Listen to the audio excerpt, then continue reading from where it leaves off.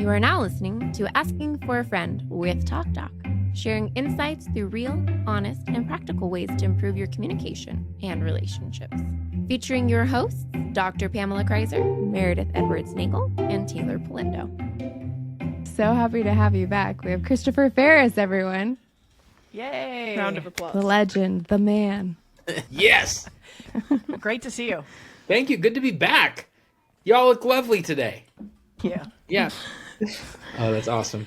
Cool. What do you want me to say? I'll say anything you like. I'm good. I'm here for it. Okay. First of all, Okay. Last time we were talking about anger. Yes. Yeah. And we had my friend Carrie with us.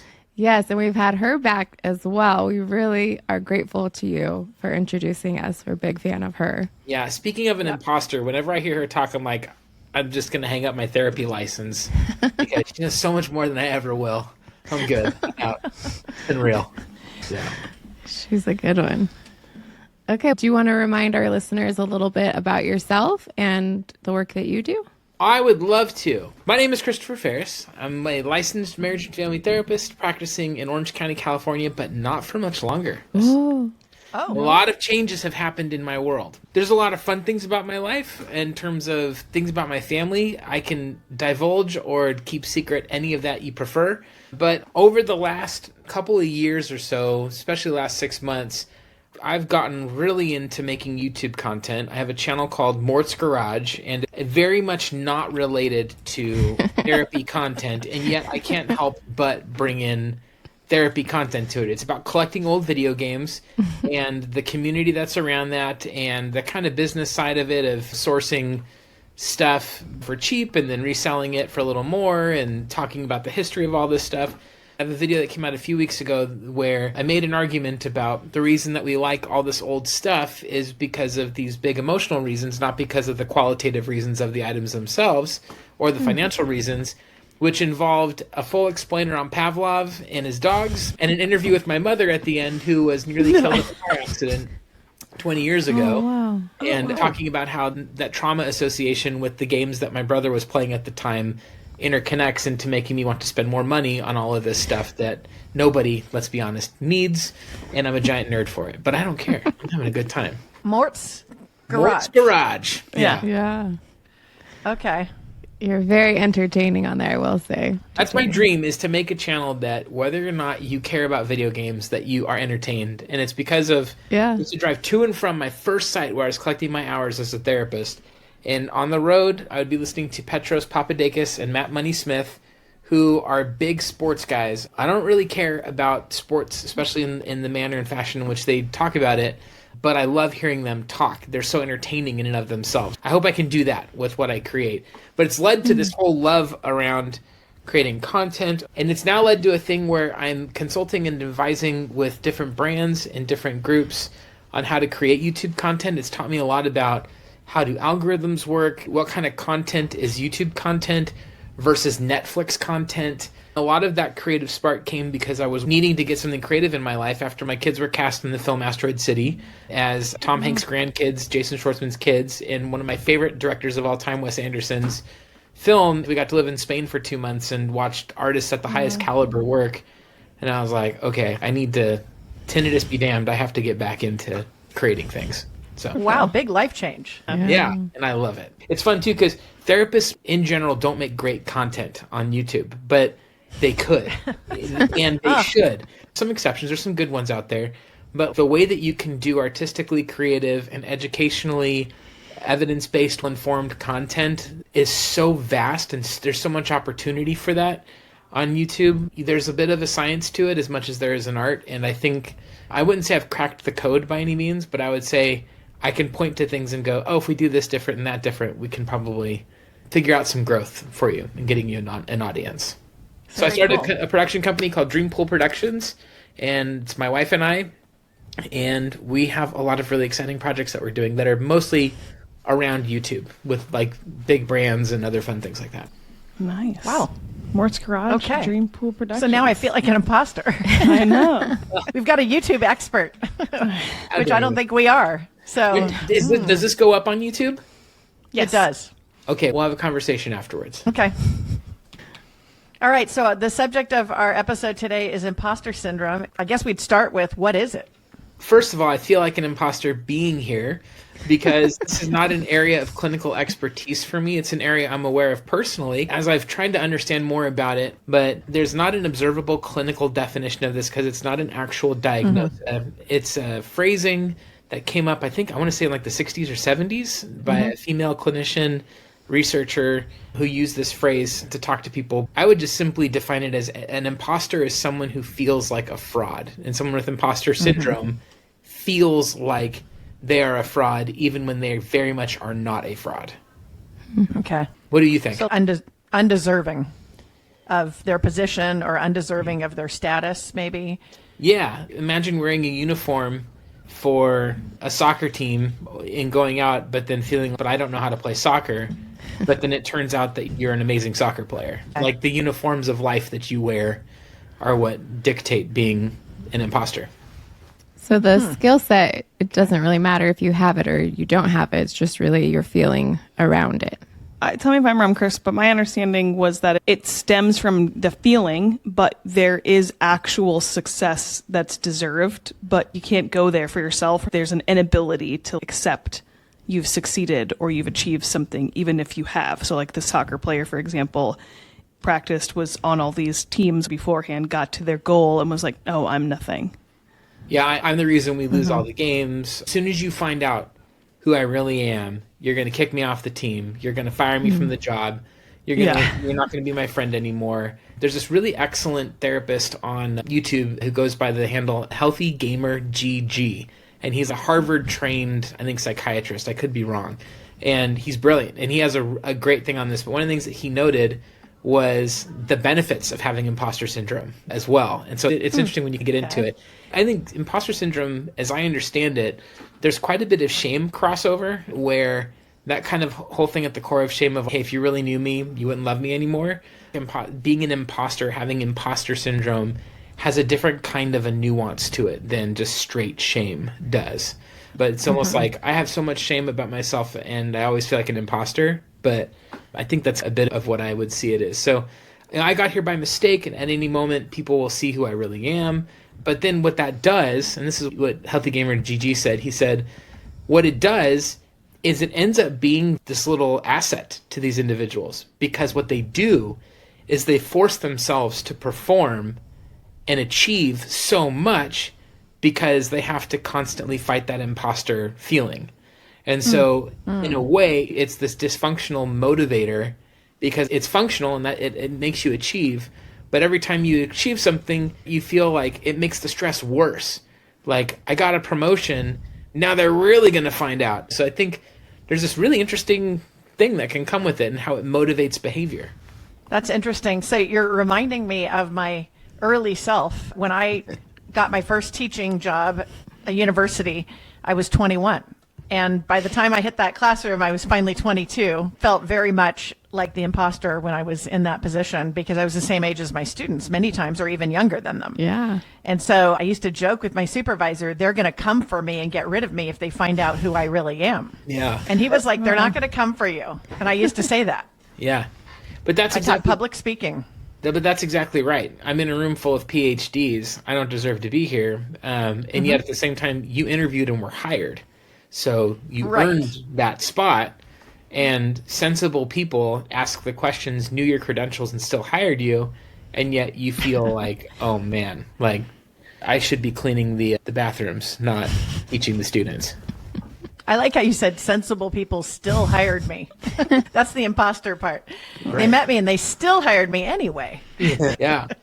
Well, that's good. I think that's part of the fun of all of this stuff, which we'll get into it when we talk about how do you challenge this, but is putting yourself in situations where you have to test that theory, am I an imposter? Which is one of the ways that we ultimately overcome it. But that's part of the anxiety that comes around all this stuff. Taylor, are you an imposter? I definitely have felt that way. I feel like my guess is that everyone has at some point. Maybe people in the arts feel it more because there's like less guidelines on how to be successful in those fields. Yeah. That's why I was thinking of you as an artist. I know you have lots of different talents, but I was thinking of your musical talents. You haven't really talked about at all, but does this hit certain people more? Where does it come from? Who, I don't know, like why? Yeah, I definitely feel it. Why am I on this podcast right now? Why did she ask me? Yeah. There's not an actual clinically agreed, like you can't go to the DSM and find this, right? So there's not a body of research that I'm aware of that said, here's the 5 things that you can say I have imposter syndrome. But the commonalities that I've read and studied that come with this, there seems to be some suggestion that our family roles growing up have some element of this. And you can't have an imposter feeling without being in a relationship with someone where there's comparison that you might be doing intentionally or unintentionally. And so when you think of your family system, was there like an all-star golden child in your family system and you weren't that? And when you achieved, you're like, yeah, but you should see my sister, my brother, or whatever. So that can be one of it. The other is when parents have really high expectations on children to achieve, that seems to be something that can create this as well. Because it's that thing of like when a B+, you might as well have just given me an F. It's like an offshoot of perfectionism. You did a good job, but really the paper wasn't that good. It should just be, you just put an F on there. Or I got an A, I don't deserve the A. There's no ability to live in reality of your achievements and successes. Okay, so stems from some family roles. Are women more prone to this? I don't know if you have any thoughts on that, Christopher. What I do know is that any groups that have some kind of societal disadvantage seem to be prone to this in particular. Across the board, no matter who I listened to when I was studying up for our time together, everyone said ethnic minorities, people of different social classes, because there's so much comparison there, are more prone to this kind of a feeling internally that they're going to be found out at any moment. And so I'm not going to mansplain this in a room full of wonderful females. You tell me, do you ever feel this way? As it's particularly related to being female? I was thinking about the concept of underrepresentation, and you think about women in engineering or women in aeronautical engineering. In careers that have traditionally been male dominated, I could see that creeping in because there isn't a lot of a peer group there, or hasn't been traditionally. And so that might make you feel more vulnerable. As the three of you self-reflect, can you think of the environments or stages of life in which you felt most this idea of feeling like a fraud? And where might you put yourself? I was thinking education. In higher education, just being in the areas that I studied, I think specifically knowing that like half of our class was not going to graduate with us. And I was like, why am I doing it? What did you study? Law, but just, it was a small school too. But yeah, we started with a class of 50. We actually only ended up with a class of, I want to say it was like 18, 19. Wow. And I remember thinking like, oh, I shouldn't have passed 2 of those classes. How did I do that? Or maybe they missed something, or just that person that didn't pass was smarter than me, or things like that. Yeah. Yeah, it's crazy that the person who I was in study group with who knew all the answers failed, but I passed. Who did I trick? Or I got the easy version of the test. I didn't get the real one. Yeah. Yeah. Or I would say like education and professionally, like the nervousness to ask for the raise because, well, like I should learn more and know more before I get there, but I don't know enough to ask for that. And that was a thought I've had before. Yeah. That's good. That's insightful. What about you, Taylor? I don't know. I think maybe it's not imposter syndrome. I just start to feel secure if it's like a new role. So like motherhood, I don't think that I started that and I was like, I'm not doing so great at this, but I hadn't been doing it. I wasn't an expert in that field. I don't know if that's imposter syndrome and just insecure because you're not doing so good. I remember when we had our kids, so they were like around 2, 4, and 6 or something like that. And my husband used to say to me, when are their parents going to come and pick them up? I love you telling us that story. Because he was like, there's no way we are the parents of these humans. We have to be just the babysitters. Oh, yeah. Like, we're going to be with them for their whole lives. Yeah. How are we going to do this? And I would be like, I don't know. The parents need to show up soon. Did they ever show up? No, it was apparently us. Oh, how'd that work out for you?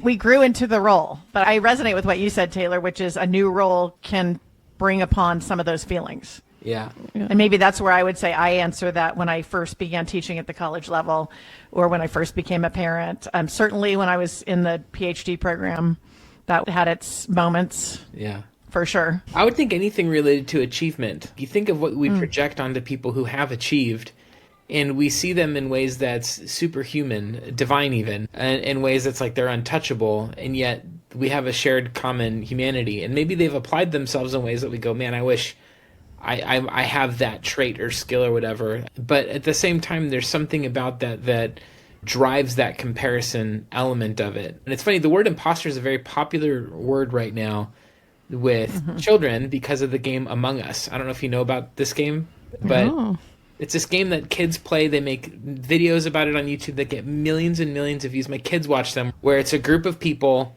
who are all together, and one of them is like an alien, but they all look human. And so the alien is the imposter. So they have to constantly hunt out the imposter in the game.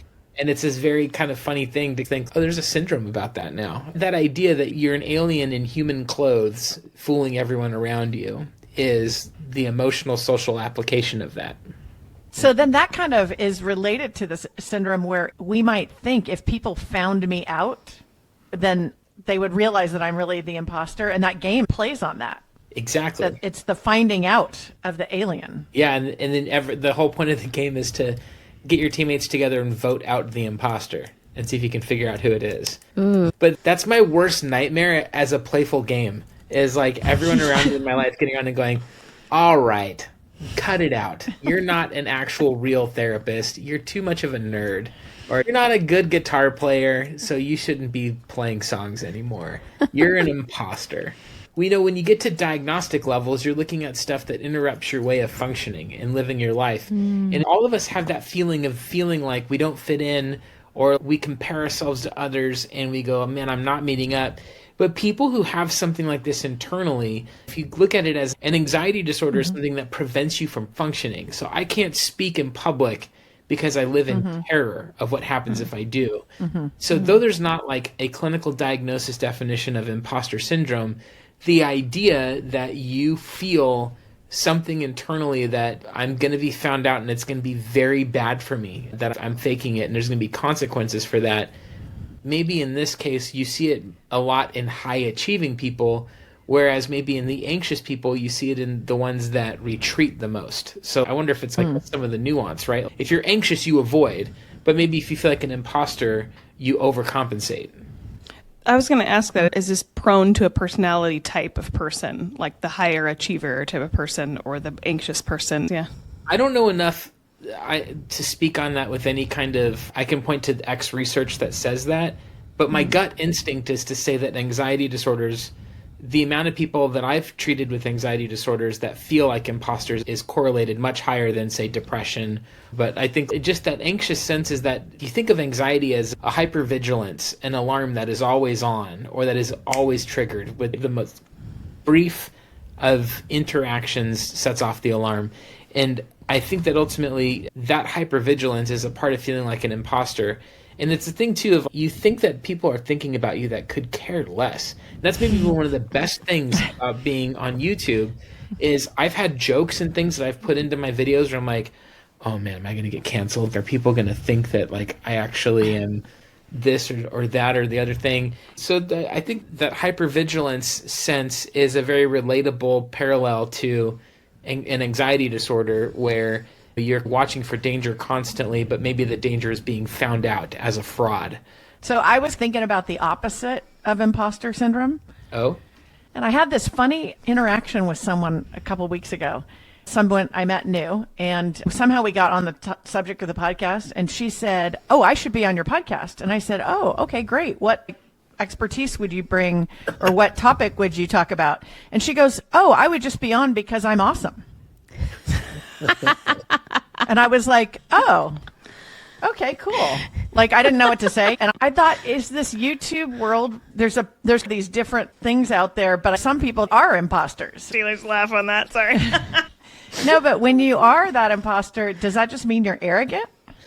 Boy, that's a great question. Now you're talking about narcissism. Yeah, so the opposite of this problem, being an expert who has not earned it or trained for it or whatever the case might be. I think that usually when you're looking at someone who is an imposter, you're looking at someone who is obviously qualified but sees themselves as not. And so someone who is the opposite, which is they think themselves to be obviously qualified but they're not. There's something almost... There's a narcissistic bravado about that can be charming in some ways, and in other ways it's, oh, okay, we're about to lose our whole organization right now because of this individual. That's a really great, I think thinking of these things in terms of the opposites are really interesting. What's the opposite of an anxiety disorder? It's to feel safe. It's to feel calm. The things that I don't feel. So I wonder if you looked at these kinds of problems in those opposite terms, what those sorts of definitions would be. So I'm going to be thinking about this for a while. That makes me think of influencers who basically tell you how to live your life. Who made you the authority expert on what I should buy? This is Taylor's favorite thing, when famous people tell you to buy this kind of like lotion or product. And Faris, I was like, what does an actor have to do with lotion sales? I don't Or understand. medication or things like that. Yeah, so that's opposites. What about, I don't know if cure is the right word, but how do you resist the imposter syndrome when you are a qualified person, or you did get the A, or you were hired for the job, et cetera, et cetera. You can't. You're stuck. That's it. All right, everyone. Good night. I think there's aspects of this about what you do from here that I think have to do with exposure to truth, and not just a cognitive exposure, but like a lived-in exposure. And that lived-in exposure has to come with some sort of, do you recognize what's happening right now? So, for example, let's say that you interviewed for a job and you got hired and you thought, there's no way I would ever get hired for this job. I'm not qualified for this. And then your 90-day review came up and you were achieving super hard so that you wouldn't be found out as they made a mistake when they hired you. But then your boss sits you down and goes, you are every bit an asset to this company or to this organization. You're every bit an asset to our people who are here. We are lucky we found you. And like somehow being able to be exposed to that kind of language with those kinds of experiences is what's there. And so I think if there's ways to do that cognitively, it's good, but cognitions only go so far. They have to be paired with experiences that reinforce those thoughts. And so I see this with my anxiety disorder folks all the time. I had someone recently have me write down my fears and anxieties about starting or sharing about myself on YouTube about a certain part of my background or whatever. And I said, what's your biggest concerns? And I was like, I just have all these concerns. And then they go, okay, write them down. I was like, so I wrote them down and I was like, those are not real. They were like, write the real things that you are concerned about. And so I sat down with a pen and paper and wrote down the two things. And I was like, I'm nowhere near this territory. I don't know why I'm so afraid of all this stuff happening. And in a sense, being exposed to a world that generates fear helps me overcome the fear because I learn and build that resilience muscle a little bit. For imposters, I wonder if that's part of finding a parallel exercise that involves talking through it, but working through it. You need experiences to pair with the accurate thinking. You need experiences to pair with the thinking process. Yeah. So, for example, if someone says, Taylor, you are every bit an asset to this podcast. You bring value to it, and they are lucky to have you as a part of this. Agreed. You not only need to hear that, but you have to have the experience of doing the podcast every week and realizing you're not about to be fired. You're not about to start a new podcast without you. And like, but you're terrible. I'm laughing because I'm horrified. How did he know that? So would that be like, so us as peers, let's use Meredith because I don't want to talk about me. But like, great. Us saying to Meredith, when you shared that example, that was really helpful. Is it you have to take real examples and relate it to the words, you're doing good, and then here's how you're doing good, not just an endless cycle, good job, we love you, good job, we love you, but, oh, look, this helped this person, or they really related to you in this way. You need real life examples? Yeah, I wonder if specific praise, just as a general rule, always beats general praise. Good job out there today is nice. Let's take a soccer game. I don't know why I'm stuck on soccer today. The way that you worked with the forward to pass and score the goal was amazing. that will always go farther than good job out there today. And it's with my kids. When they do something really well at school, I'm very direct to say, your handwriting got so much better this week, rather than good job in school. And I think in some ways for the imposter stuff, think like you're living out a version of yourself. Like the performance version skates by and doesn't get noticed as being bad or whatever.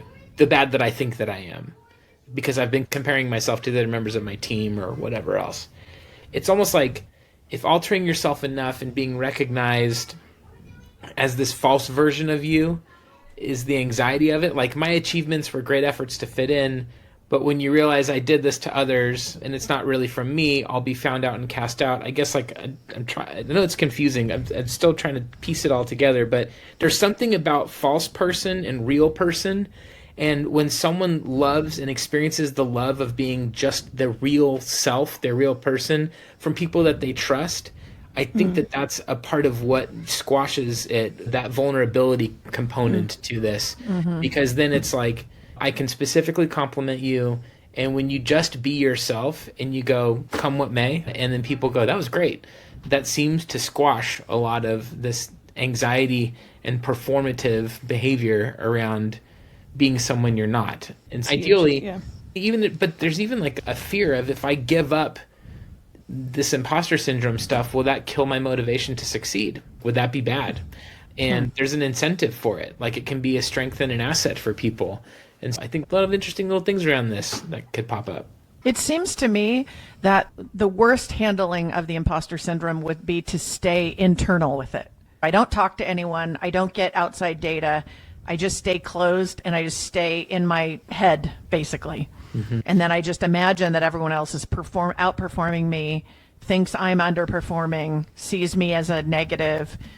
So what I'm hearing you say is that to get with that reality, it requires me to get out of my head and actually talk to somebody about it, or look at the facts that are outside of what my ruminating is. Are you saying to communicate? I am saying to communicate. Is that what I just heard? And interface with the I'm real sorry. world. I'm cutting you off. Where do I get one of those sweet yellow mugs? We will get you a mug. How dare you? I want to see it on Mort's garage. I have a very strong. Yes. Okay, I'll do that. I have a very strong mug policy. I don't know how my management team didn't get this through to y'all. Just kidding. I'm joking. If you send us a Mort's garage mug, we can use it on ours. Oh, nice. We'll make a mug deal. I love it. I love this. So yeah, I am saying communication. I am saying that, but I also think that we've talked about the healing power of that. Yes. And how that shame ruminates by itself. Shame grows. We've talked about Brene Brown talking about this idea that shame will grow when it's isolated. Yes. Always. And how it's healed in community, right?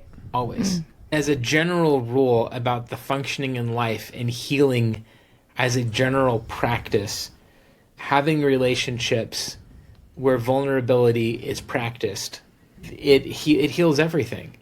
I've told my wife things that I will never tell anybody else because she is incredibly safe. The amount of times that she has helped me challenge my thinking in order to pass through some of those things is just a testament to what a great partner she is, but also the benefit of how that's helped me overcome. In fact, I'm going to say something that is one of my favorites. She said to me before, you need a case of the fuck it's. You need a case of the just, who cares? And I'm like, Taylor loves that hard. That's right. Fuck it's. Yeah. It's a good one. But I think that that's an example of the experience that contradicts the internalized monologue around how terrible you are or how you're not quite as good as someone else. One of my favorite things to use out of cognitive behavioral therapy is evidence-based questions. So that is to say, is there any evidence for the thing that I'm worried about?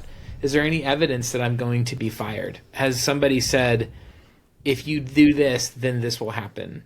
Is there any evidence? And it can't be circumstantial. It has to be hard evidence. And I think that kind of stuff challenges things, because just because you think something is true does not actually make it true. It just means you think it's true. As a kid, I thought a boogeyman was under my bed. I was sure of it. Actually, there was never a boogeyman, but my whole body and my whole mind was like, there is a boogeyman. There was not. even though I could have swore to you there was. I think the getting fired example is a good one, just the stress that people have. I'm sure listening to this, and we have before, of just work and how that can weigh on you and how you can overperform or overwork, almost lose yourself in a way, then are left constantly thinking at the weekend, but I didn't finish this. What's going to happen Monday?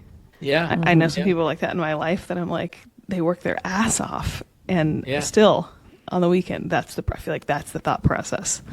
Yeah. I also think, too, one of the things that can help heal it is, as another cognitive behavioral intervention, which is to just say, okay, we'll follow it through. You get fired. Now what? What's the worst thing that happens as a result of being fired? Yeah. Are you saying you can never get a job again? Are you saying that you can't figure out a solution? One of the mantras I just go over and over with my kids is, what's the solution? Is I don't want them to get stuck in thinking I'm a victim of this circumstance. You will have bad things happen the rest of your life. You could be in a wonderful situation and lose it for what is apparently arbitrary reasons and nothing personal, and you have to figure out what's the solution. The most anxious among us look at problems as not having solutions, but as things that will do us in. When you look at problems and go, I don't know what the solution is, but I can figure one out, that's such an empowering way of thinking about it, and it's a truthful way of thinking about it. Not everyone else is going to need to come in and rescue you. You can probably figure out a lot of these things, and that's part of the fun of developing resilience, is when you go through something hard, and then you come out the other side of it and you realize, I'm okay. What you just described put words to how to build resilience as a person. That was really helpful. Thank you. I got it from Carrie Johnson. She's a better therapist than me. Oh my gosh, stop it. You talked about healing the imposter syndrome. Do we heal it so that it doesn't come back, or do we manage it down to a level that we can function with? Yeah, again, I feel a bit out of my depth because it's not an area that I have a lot of expertise with, where I could say, here's how it goes away, study these things or apply it thusly. But in general, because it doesn't quite reach, for whatever reason, the level of clinical diagnosis, it could be just a personality trait if you're raised in a family system and you are nurtured in that environment. It's not in your nature. It's how you've been nurtured to function. What you learn, you can unlearn by learning new things. So I think that bodes well. In general, I don't know that there's a benefit in thinking of, how do I make this go away forever? Because then I think that makes it empowered. To say, nobody think of a pink elephant. Don't think of one. And I think in some senses, clinically, I think of as people are trying to heal, you try not to think about it, and it makes you think about it more, or notice it and you notice it more, as opposed to focusing on instead things like, maybe I've been giving too much weight to my imperfections and not enough to that I'm a blessing to others today. And not in a sense of I'm better than you or anybody else, but isn't it true that people have said that blessed me because of something you did? Do you ever listen to that stuff too? Maybe you're not an imposter. Maybe you're a blessing. Maybe you're a gift. You're not the only gift. You're not the only blessing, but you are one. I think that's an important thing to sit with. You talked about not focusing on imperfections. Does that mean that perfectionism is at play here and might produce the imposter syndrome? If I'm a perfectionist, I might be more prone to this. I'm not sure as it relates to imposter syndrome, but with anxiety, there's a false belief that comes up that says, if I do everything perfect, then I will be accepted or loved. The contradiction of that is I am enough as I am.